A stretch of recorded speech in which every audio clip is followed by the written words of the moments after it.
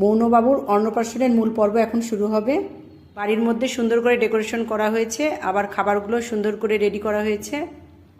হিন্দুদের নিয়ম যে বাচ্চাদের প্রথম খাবার মামার হাতেই খাবে, তাই মামা কোলে নিয়ে বসে পড়েছে। এখন সুন্দর করে মুকুট পরায় দেওয়া হচ্ছে, আর খাবারগুলো সামনে আছে, এখন ভাত খাওয়াই দিবে। পোলার সঙ্গে ছিল রোস্ট, খাসির মাংস, এছাড়াও 2 রকম মাছ, ইলিশ এবং কাতলা মাছ, তারপরেও ডাল, ভাজি, এছাড়াও দই, মিষ্টি, পায়েস, পিঠা, আরও অনেক রকম খাবার। সবাইকে নিয়ে আমি একটু ভিডিও করে নিচ্ছি।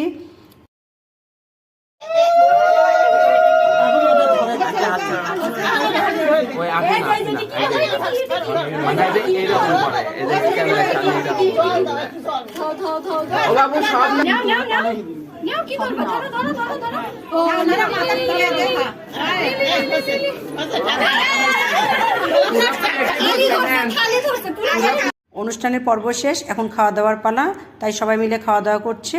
আমারও খাওয়া শেষ হয়ে গেছে। আজকে এই পর্যন্তই, নেক্সটে আবার দেখা হবে। আর বেশি বেশি ফলো আর সাবস্ক্রাইব করো আর সঙ্গে থাকো।